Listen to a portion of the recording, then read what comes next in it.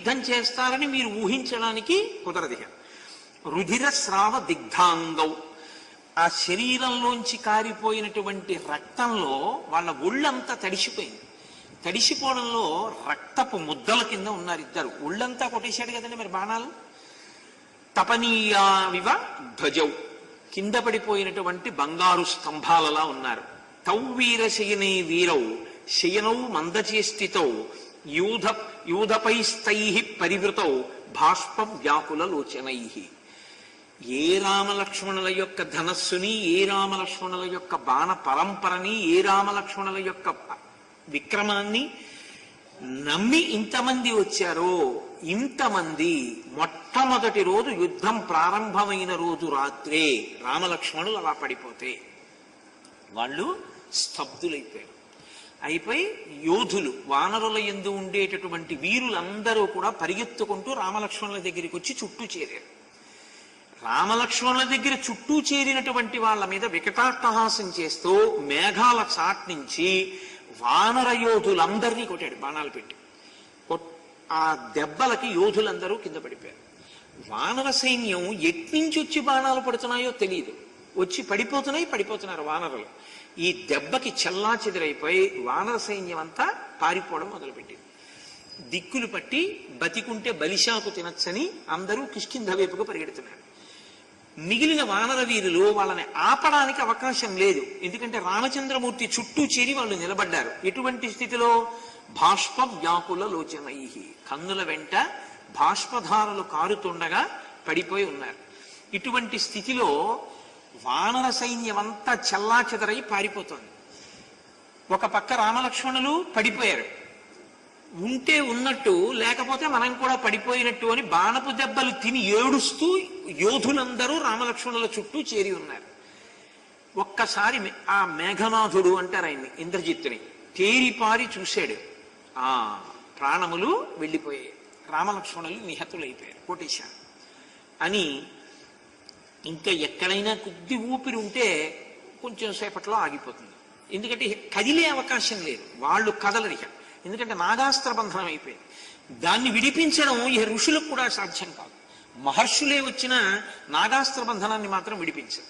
అది దివ్యాతి దివ్యమైనటువంటి అటువంటి అస్త్రాన్ని దేవతల దగ్గర తపస్సు చేసి బ్రహ్మాది దేవతల దగ్గర పొందాడు ఇంద్రజిత్తు. కాబట్టి ఇక అవి విడిచిపెట్టవు, వీళ్ళు కదలరు. అవి ఏం చేస్తాయంటే మంత్రరూపమైనటువంటి బాణపు దెబ్బలకి ఆ చుట్టుకున్నటువంటి పాములు కరిచి విషాన్ని ఎక్కిస్తాయి శరీరంలోకి. అవి విషం ఎక్కిస్తుంటాయి, వీళ్ళ ఊపిరి మందగిస్తుంటుంది. అంత భయంకరమైనటువంటి అస్త్రముల చేత బంధనం చేశాడు. ఇప్పుడు తాను సంతోషంగా లంకాపట్టణంలోకి వెళ్ళి రావణాసురుణ్ణి కలుసుకుని అన్నాడు, ఇంద్రజిత్తు మహామాయ సర్వసైన్య సమావృత వివేశ నగరీం లంకాం పితరంచాభ్యుపాగమత్. రాక్షస సైన్యం అంతా సంతోషంగా జయహో రావణాసురుడికి జయహో, ఇంద్రజిత్తుకి జయహో అని జయజయధ్వానాలు చేస్తోంది. వానర సైన్యం అంతా ఆక్రందనలు చేసి ఏడుస్తూ చెల్లా చెదరై పారిపోతోంది. రామలక్ష్మణులు నెత్తుటి మడుగులో ఉన్నారు, చుట్టూ వానర యోధులు నించునున్నారు, వాళ్ళు బాణపు దెబ్బలలో ఉన్నారు. ఇప్పుడు అక్కడ చూస్తే జరగరానిది జరిగిపోయింది అని తెలిసిపోతోంది.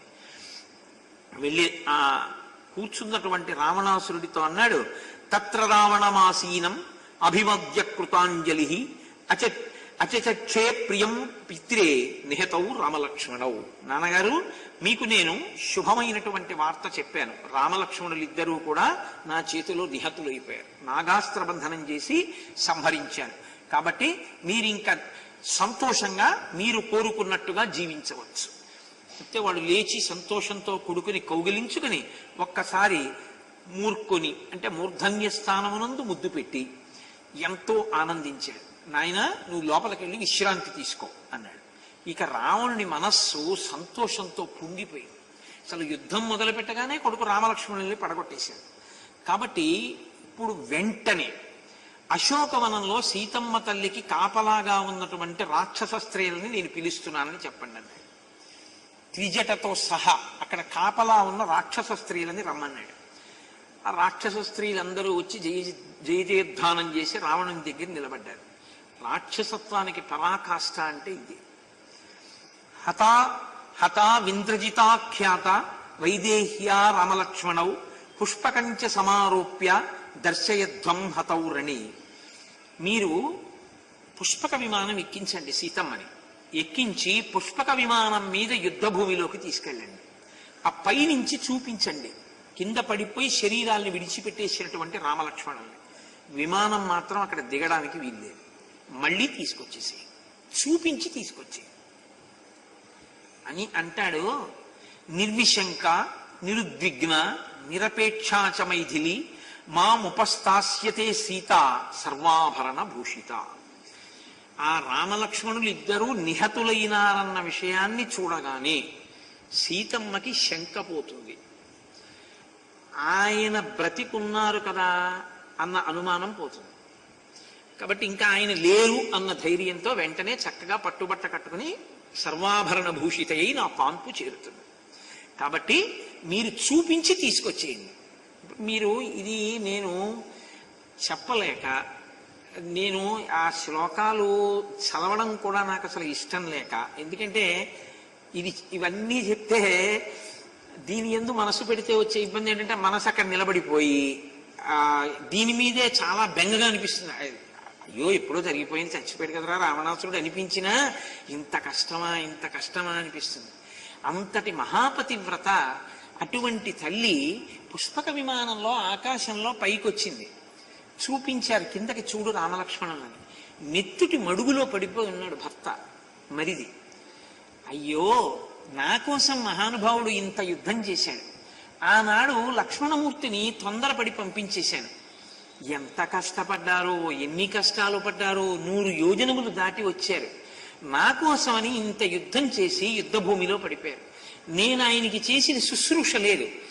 ఇప్పుడు ఏ భార్యకైనా ఒకసారి వెళ్ళి ప్రియమార కౌగలించుకుని ఏడవాలని ఉంటుంది, దాన్ని అనుమతించలేదు. ఇది రాక్షసత్వం అంటే. ఆ విమానాన్ని కిందకి దింపడానికి ఆయన అంగీకరించాడు. ఆ విమానంలోంచి చూడాలంతే.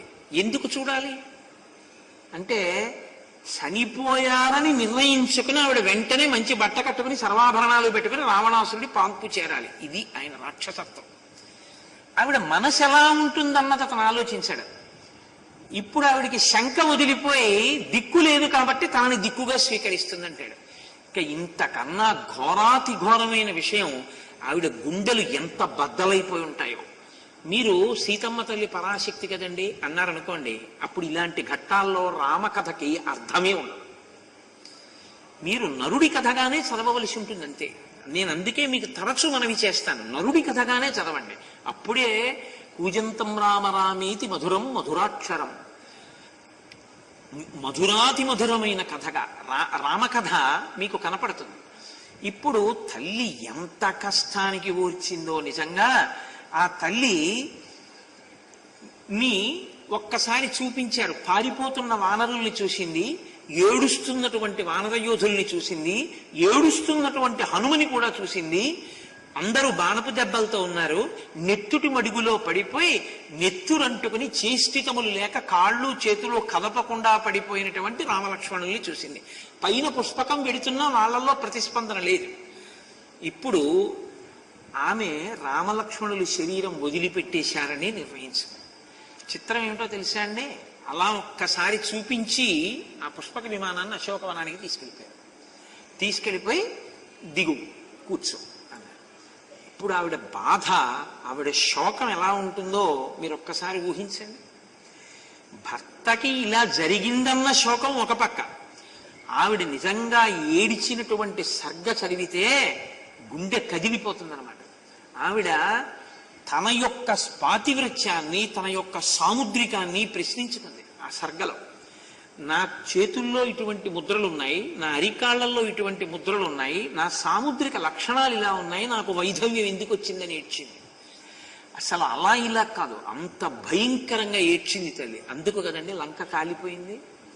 మహాపతివ్రత యొక్క కన్నీరు, ఆవిడ పొందినటువంటి క్షోభ, తండ్రి కొడుకులిద్దరూ కలిసి చేసినటువంటి దురాగతం, అటువంటి రావణాసురుణ్ణి నాయకుణ్ణి చేసి మాట్లాడడం ఏమిటి? ఎప్పుడూ మాట్లాడకూడదు.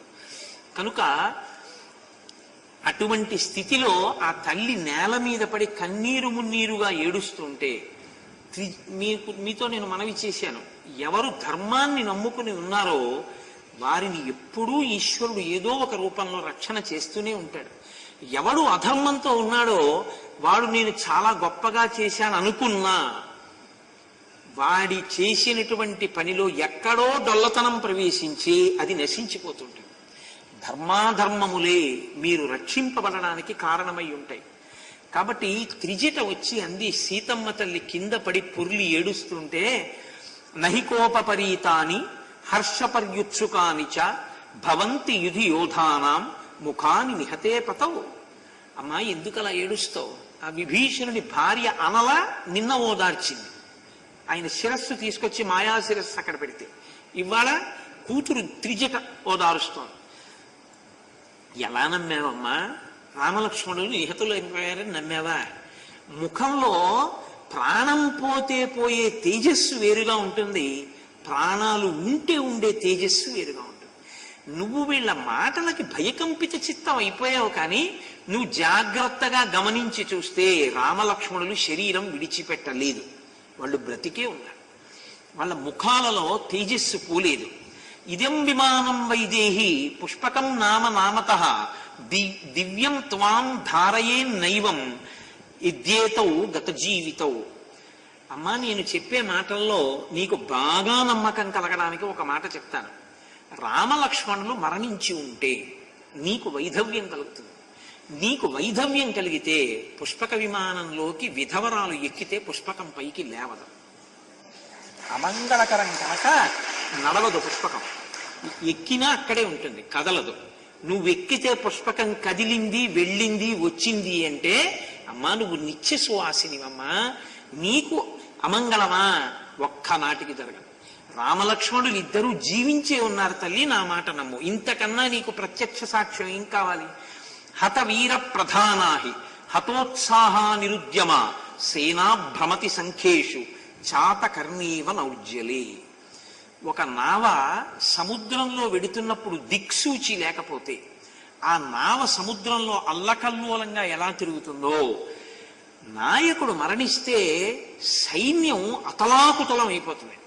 అతలాకుతలం అయిపోయిన లక్షణాలు లేవు. వానర యోధులందరూ రామలక్ష్మణుల చుట్టూ నిలబడి ఉన్నారు. ఇంకా వానర సైన్యం భీతి చెంది ఉంది తప్ప నాయకుడు మరణించినప్పుడు పొందేటటువంటి స్థితిలో లేదు.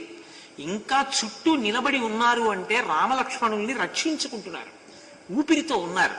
వాళ్ళకి ఏ ప్రమాదం రాదమ్మా, నన్ను నమ్ము. ఇయం పునర సంభ్రాత నిరుద్విగ్నాతరస్విని సేనా రక్షతి కాకుత్సౌ మయా ప్రీత్యా నివేదితౌ. అమ్మా ఆ వానరసేన అంతా కూడా తొట్టుపాటు లేకుండా రామలక్ష్మణులు రక్షింపబడాలని వారిని సేవిస్తోంది. వాళ్ళు తొందరలో మళ్ళీ సంజ్ఞ పొందుతారు, వాళ్ళు స్పృహని పొందుతారు, వాళ్ళు సజీవులై నువ్వు చూస్తుండు తప్పకుండా రావణ సంహారం చేస్తారు. అమ్మా నేను నీ మీద ప్రేమతో చెప్తున్నాను, నా మాట నమ్ము. నేను నిన్ను ఊరడించడానికి ఈ పలుకులు పలుకుతున్నానని నువ్వు అనుకుంటున్నావేమో. అనృతం నోక్తు పూర్వం మే నచవక్షే కదాచన. నా జీవితంలో ఇత పూర్వం నేను ఎన్నడూ అబద్ధం ఆడలేను, ఇక ముందు కూడా ప్రాణాలే పోయినా నేను అబద్ధం చెప్పను. అందుకని నేను ఊరడించడానికి ఇందులో ఒక్క మాట కల్పించి చెప్తున్నది లేదు, నేను పరమసత్యం చెప్తున్నాను. చారిత్ర శీలత్వాత్ ప్రవిష్టాసి మనోమమ. అమ్మ నేను చెప్పినటువంటి మాట నువ్వు బాగా అర్థం చేసుకో. నీ స్వభావము, నీ మనస్సు ఏది ఉందో ఆ స్వభావము, ఆ మనస్సు, ఆ ధర్మము నిన్ను కాపాడి తీరుతాయి. నేమౌ శక్యౌ రణే జేతుం సేంద్రైరపి సురాసురై తాదృశం దర్శనం దృష్ట్వా మయాచా వేదితం తవ ఇదంచ సుమహచ్చిహ్నం శనై పశ్యస్వ మైథిలి. నేను నీతో సత్యం చెప్తున్నాను, ఇంద్రాది దేవతలందరూ వచ్చి నిలబడినా రామచంద్రమూర్తిని గెలవలేరు. ఆయన ప్రాణములతోనే ఉన్నాడు. ఇత పూర్వం నాకు కలిగినటువంటి స్వప్నాన్ని నేను నీకు చెప్పాను. నీవు తొందరలో రామచంద్రమూర్తితో కలిసి పట్టాభిషిక్తురాలవుతావు. రావణాసురుడు నిగ్రహింపబడతాడు. ఇది మధ్యలో వచ్చినటువంటి ఒక ఆపద. కాబట్టి అమ్మా నువ్వు తొందర పడకు, నువ్వు అలా విలపించకు, నువ్వు స్వాంతన పొందు అని సీతమ్మ తల్లిని ఊరడిస్తే త్రిజట చెప్పినటువంటి మాటల చేత సీతమ్మ తల్లి ఓదార్పు పొందింది. ఆవిడ నమ్ముకున్న ధర్మం లంకాపట్టణం నుంచి విభీషణుడు వెళ్ళిపోతూ అమలని త్రిజటని తీసుకెళ్ళిపోయి ఉంటే తన కుటుంబాన్ని, నలుగురు మంత్రులతో వెళ్ళిపోయాడు తప్ప ఆయన కుటుంబాన్ని తీసుకెళ్ళలేదు. విభీషణుడు శత్రు సైన్యంలో కలిశాడు, ఆయన కుటుంబం ఇక్కడుంది, వాళ్ళని తెగటార్చండి అని రావణుడు అనలేదు, వాళ్ళని చంపండి అనలేదు. సరికదా, త్రిజటని సీతమ్మ దగ్గరే కాపలాగా ఉంచాడు. అంటే రావణాసురుని యొక్క బుద్ధిలో ఏ నమ్మకం కలిగిందంటే, నా తమ్ముడు పనికి మాలినవాడు కానీ నా మరదలు నా తమ్ముడు కూతురు వాళ్ళు చాలా మంచివాళ్ళు అనుకున్నాడు. ఇదే ధియో యోన ప్రచోదయాత్ అంటాం. ఎవరి బుద్ధిలో ఎలా ప్రవేశించాలో అలా ప్రవేశించి ఈశ్వరుడు రక్షిస్తుంటాడు. అది ఈశ్వర సంకల్పం. ఆయన విభీషణుడు కుటుంబాన్ని తీసుకెళ్లకుండా చేశాడు. ఈశ్వర సంకల్పం రావణాసురుడికి వాళ్ళ మీద అనుమానం రాకుండా చేశాడు. ఈశ్వర సంకల్పం భర్త ఊళ్ళో లేకపోయినా సీతమ్మని రక్షించడానికి మనం ఇక్కడ ఉండాలి అని ధర్మాన్ని నమ్ముకుని వాళ్ళిద్దరూ సీతమ్మ తల్లికి సేవిద్దామన్న బుద్ధిని అలా నిలబెట్టారు. నిలబెట్టి వాళ్ళిద్దరూ ఎప్పుడెప్పుడు ప్రమాదం వస్తే అప్పుడప్పుడు సీతమ్మ తల్లిని ఊరడిస్తుంటారు. లేకపోతే ఏమో నా తల్లి ఆ శోకంలో గుండెయే పగిలిపోయి ఉండేదేమో. అలా ఎవరు ధర్మాన్ని నమ్ముకున్నారో వాళ్ళని ఈశ్వరుడు ఏదో ఒక రూపంలో రక్షిస్తూనే ఉంటాడు. దానికి ఎదురు లేదు. ఇది సత్యం సత్యం పునఃసత్యం. ఈ విషయాన్ని చెప్పడానికే యుద్ధకాండలో జరిగేటటువంటి విశేషాల్లో అంతగా ఎంత వ్యూహం రచన చేస్తాడో రావణాసురుడు, అటువైపు అంత ప్రమాదం మిగులుతుంది, ఇటువైపు అకస్మాత్తుగా ఊహించని రీతిలో ఎవరో వచ్చి రక్షణ చేస్తుంటారు. కాబట్టి ఇప్పుడు సీతమ్మ తల్లి ఊరట పొందింది. అక్కడ లక్ష్మణుని కన్నా ఎక్కువ ప్రజ్ఞ కలిగిన వాడు, ఎక్కువ పరాక్రమం ఉన్నవాడు, ఎక్కువ బలమున్నవాడు రామచంద్రమూర్తి. నేను మీతో మనవి చేశాను, నాగాస్త్ర ప్రయోగం చేస్తే ఇక బ్రతకడం కష్టం. ఎందుకని అంటే దెబ్బల వలన నిత్తురు కారడం వల్ల కాదు. నాగాస్త్ర బంధనం చేసినప్పుడు ఆ నాగములు, ఆ పాములు విషాన్ని ఎక్కిస్తుంటాయి శరీరంలోకి. ఎంతసేపు ఎక్కిస్తాయంటే ఆ వ్యక్తి మృతి చెందేంత వరకు ఎక్కిస్తుంటాయి. ఒక పక్క విషం ఎక్కిస్తూనే రక్తం పోయింది. అయినా సరే లక్ష్మణుని కన్నా ముందు రాముడు స్పృహ పొందాడు. ఆయన సమస్త అస్త్ర శస్త్ర విశారదుడు.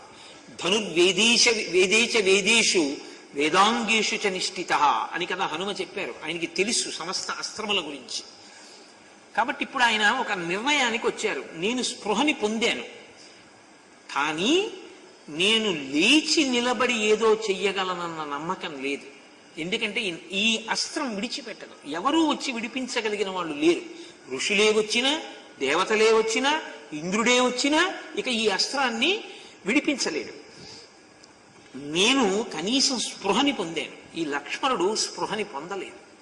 కాబట్టి ఇతను మృత్యువుని పొందుతున్నాడు అనుకున్నారు రామచంద్రమూర్తి. నేను నరుడి కథ కాదండి వినమన్నాను. ఇప్పుడు రాముని యొక్క శీల వైభవం బయటకు వస్తుంది. ఆయన సీతమ్మ గురించి ఏడవలేదు. ఆయన ముందు దేనికి ఏడ్చారంటే పక్కన పడిపోయి ఉన్నటువంటి లక్ష్మణుణ్ణి చూసి ఏడ్చారు. అది రాముని యొక్క ప్రేమ అంత గొప్పగా ఉంటుంది. సహజం కదండి, పక్కన తమ్ముడు అలా పడిపోయి ఉన్నాడు. కిన్నుమే సీతయా కార్యం కింకార్యం జీవితేనవా శయనాం యోధ్య పశ్యామి భ్రాతరం యుధి నిర్జితం. ఇలా ప్రాణములను పోగొట్టుకుని నా తమ్ముడైన లక్ష్మణుడు భూమి మీద నా పక్కన నెత్తుటి మడుగులో పడుంటే నేను కనీసం లేచి లేవనెత్తలేనటువంటి స్థితిలో ఉన్నాను. ఇక నాకు సీత లభిస్తే మాత్రం ఏమి సంతోషం. తమ్ముడు మరణించిన తరువాత నాకేం ఆనందం ఉంటుంది అంటే ఎంతమంది ఏడిచేటట్టు చెయ్యగలిగాడో చూడండి ఆ ఇంద్రజిత్తు. శక్యా సీతా సమా నారీ మర్త్యలోకే విచిన్వత న లక్ష్మణ సమోభ్రాత సచివ సాంపరాయిక. దీన్ని మీరు సహృదయంతో అర్థం చేసుకోవాలి. సీతమ్మ లాంటి కాంత, అటువంటి గుణములు కలిగిన కాంత మళ్ళీ దొరకచ్చు, కానీ తోడ పుట్టినవాడన్నవాడు మాత్రం ఆ జన్మకి వాడొక్కడే. ఇక మళ్ళీ తోడ పుట్టినవాడు ఉన్నవాడు ఉండడు. ఇది బాగా జీర్ణమైతే అన్నదమ్ములతో దెబ్బలాడడం, అన్నదమ్ముల్ని ఇక నువ్వు నేను మాట్లాడుకోవద్దు అన్నమాట అనడం చాలా కష్టం. ఇది ఒకడికే తెలిసి రెండో వాడికి తెలియకపోతే తెలుసున్నవాడు పొందేటటువంటి వ్యధ వేరుగా ఉంటుంది, తెలియని వాడికి ఉండేటటువంటి ఉగ్రత వేరుగా ఉంటుంది. అన్నదమ్ముల్లో అన్నకో తమ్ముడికో ధర్మం తెలుసు అనుకోండి, అన్నకో తమ్ముడికో తెలియదు అనుకోండి, ఇద్దరే ఉండి చాలా క్లిష్టంగా ఉంటుంది ఆ పరిస్థితి. ఎవడికి ధర్మం తెలుసో వాడు నలిగిపోతుంటాడు జ్ఞాపకానికి వచ్చినప్పుడు, రెండో వాడు చాలా బాధ్యతారహితంగా ఉంటాడు. అది ఏదో గత జన్మలలో చేసుకున్న పాపం బహుశా అలా క్షయం అవుతోంది అని అనుకోవలసి ఉంటుంది. కాబట్టి ఇప్పుడు రామచంద్రమూర్తి అంటారు, ఇటువంటి లక్ష్మణుడు, ఇటువంటి సోదరుడు నేల పడిపోయి ఉన్నాడు. సీతమ్మ లాంటి కాంత దొరుకుతుందేమో, తోడ పుట్టిన వాళ్ళన్న వాళ్ళు మాత్రం ఈ జన్మకి ఇంతే. ఇక కొత్తగా రావడం ఉండదుగా అన్నదమ్ములు. అయ్యో ఇలా పడిపోయాడు లక్ష్మణమూర్తి. పరిత్యక్షామ్యహం ప్రాణాన్ వానరాణాంతు పశ్యతాం యది పంచత్వమాపన్నః సుమిత్రానందవర్ధనః. నా సోదరుడైనటువంటి లక్ష్మణమూర్తి ప్రాణములను విడిచిపెట్టాడు కాబట్టి ఈ వానరుల సమక్షంలో నేను కూడా ప్రాణం విడిచిపెట్టేస్తాను. ఈ కౌసల్య, ఈ సుమిత్రానందవర్ధనుడైనటువంటి లక్ష్మణమూర్తి చాలా గొప్పవాడు, నాకు కుడిభుజము వంటి వాడు, గొప్ప సహాయకుడు. ఇటువంటి వాడు ఇలా నేల మీద పడిపోయిన తర్వాత నిజంగా ఒకవేళ నేను బతికి సీతమ్మనే పొందిన, నేను తిరిగి కోసల రాజ్యానికి వెళ్ళినప్పుడు సుమిత్ర ఎదురొచ్చి, నా కొడుకు నీకు సహాయం చేయడానికి నీతో వచ్చాడు కదా, ఒక్కడవే వచ్చావే, నా కొడుకు ఏడని అడిగితే నేను ఏం చెప్పనని అడిగాడు. నిజంగా రామచంద్రమూర్తి యొక్క ప్రేమ, అన్నదమ్ముల ప్రేమ అంటే ఎలా ఉండాలి అన్నదానికి రాముడు మార్గదర్శకంగా నిలబడతాడు. నేను ఆనాడు చెప్పలేను కాబట్టి, అసలు నేను జీవితంలో చేసిన పెద్ద తప్పంటూ ఏదైనా ఉంటే, ధిగ్మాం దుష్కృత కర్మాణం అనార్యం యత్కృతే హ్యసౌ లక్ష్మణః పతితశ్చేతే శరతల్పే గతాసువత్. లక్ష్మణుణ్ణి అరణ్యవాసానికి తీసుకురావడం ఏమిటి? నేను తిరస్కరించద్దు, తమ్ముడా నువ్వెందుకురా అరణ్యవాసానికి అననద్దు, అరణ్యవాసానికి తీసుకొచ్చాను. నేను చేసినటువంటి పాపకార్యము యొక్క ఫలితం ఇప్పుడు అనుభవిస్తున్నాను. ఇప్పుడు ఈ లక్ష్మణమూర్తి ప్రాణాలని విడిచిపెట్టారు అని, యథైవ మాం వనం యాంతం అనుయాతో మహాద్యుతి అహమప్యనుయాస్యామి తథైవైనం యమక్షయం. నేను అరణ్యాలకు బయలుదేరుతున్నప్పుడు అన్నా నిన్ను సేవిస్తాను అని నా వెంట వచ్చాడు. అటువంటి లక్ష్మణమూర్తిని నేను దక్కించుకోలేకపోయాను. ఇష్టబంధుజనో నిత్యం మాంచ నిత్యం అనువ్రత ఇమామద్యగతో వస్తాన్ మమా నార్యస్య దుర్నయైః. ఆయన బంధువుల చేత అందరి చేత ప్రీతిని పొందినవాడు, బంధువులందరి చేత గౌరవింపబడినవాడు. అటువంటి వాడు ఇటువంటి దురవస్థకి లోనైనటువంటి వాడు.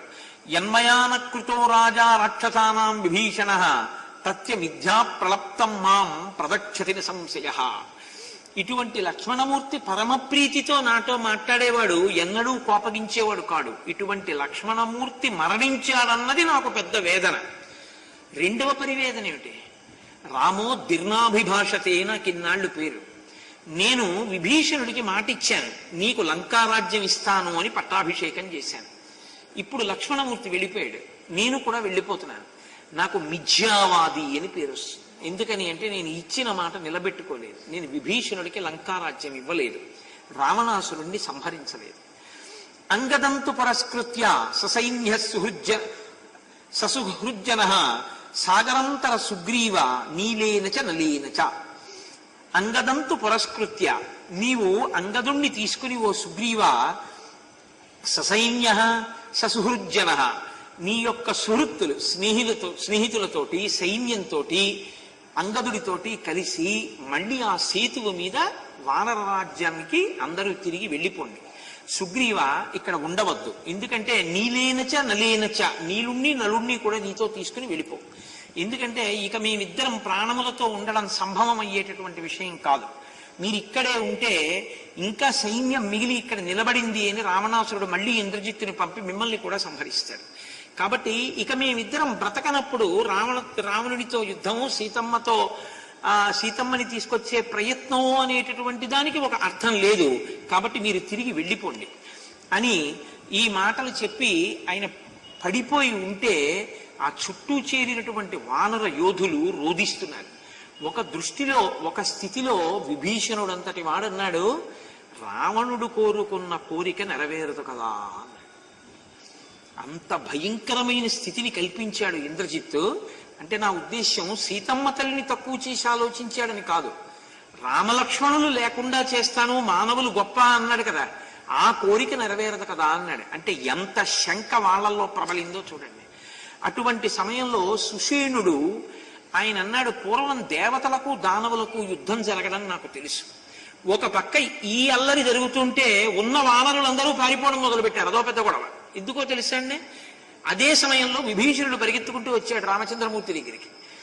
విభీషణుడు పరిగెత్తుకొస్తే అచ్చు ఇంద్రజిత్ విభీషణుడిలాగే ఉంటాడు, పర్వతాకారుడై నల్లగా విభీషణుడిలా ఉంటాడు.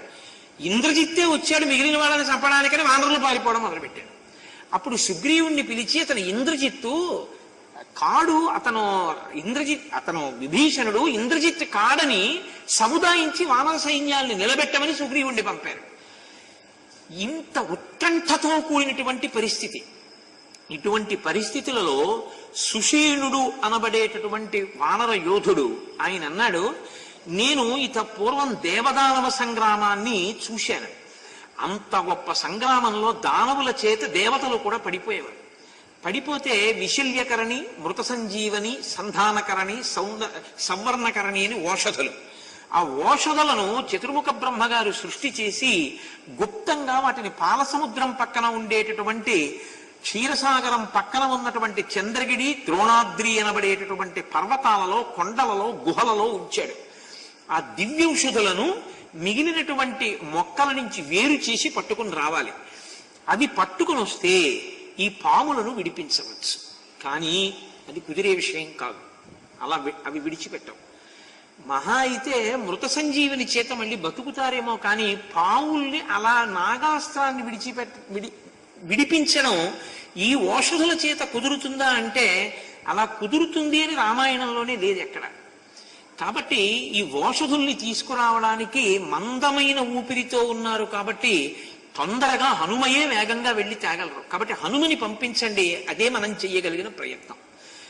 ఈ మాట అనుకుని పంపడమా హనుమని పిలవడమా అనుకుంటున్న సమయంలో ఏతస్మిన్నంతరే అంటారు. ఏతస్మిన్నంతరే అంటే ఇలా అనుకుంటున్న సమయంలో ఏతస్మిన్నంతరే వాయు మేఘాంశ్చాపి సవిద్యుత పర్యస్యన్ సాగరే తోయం కంపయన్నివ మీదినీం మహతా పక్షమాతేన సర్వద్వీప మహాద్రుమాః నిపేతుర్భగ్న విటపాః సమూలాలవణాంభసి అభవన్ పన్నగాస్త్రాస్త భోగినస్తత్ర వాసినః శీఘ్రం సర్వాణి యాదాంసి జగ్ముశ్చ లవణార్ణవం తతో ముహూర్తాద్గరుడం వైనతేయం మహాబలం వానరా దదృశు సర్వే జ్వలంతమివ పావకం తామాగతం అభిప్రేక్ష్య నాగాస్తే విప్రదుద్రువుః ఏయిస్తౌ సత్పురుషౌ బద్ధౌ శరభూతైర్మహాబలౌ.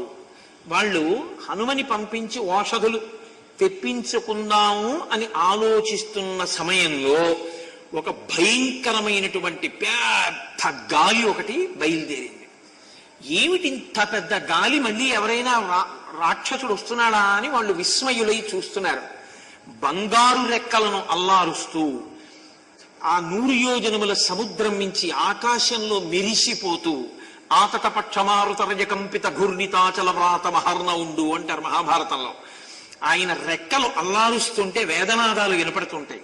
అటువంటి వేదనాదం వినపడే రెక్కలు అల్లారుస్తూ గరుత్మంతుడు వస్తున్నాడన్న భయం చేత సముద్రంలో ఉన్నటువంటి పాములు కూడా అడుక్కి పారిపోయేటట్టుగా ఒక్కసారి బంగారు స్వరూపంతో మిరిసిపోతున్నటువంటి వైనతేయుడైన గరుత్మంతుడు యుద్ధభూమిలో రామలక్ష్మణులు పడిపోయిన చోటికి వచ్చి కిందకి దిగారు.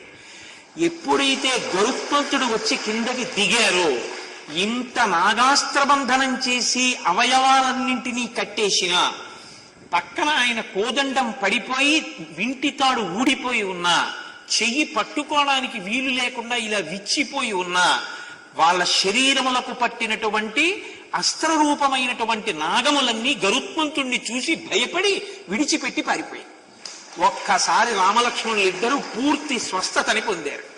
పొంది ఆ గరుడు ఎంతో సంతోషంగా రామలక్ష్మణులు ఇద్దరిని తన యొక్క చేతితో ఇలా నిమిరాడు. నిమిరేటప్పటికి వాళ్ళ ఒంటి మీద ఉన్నటువంటి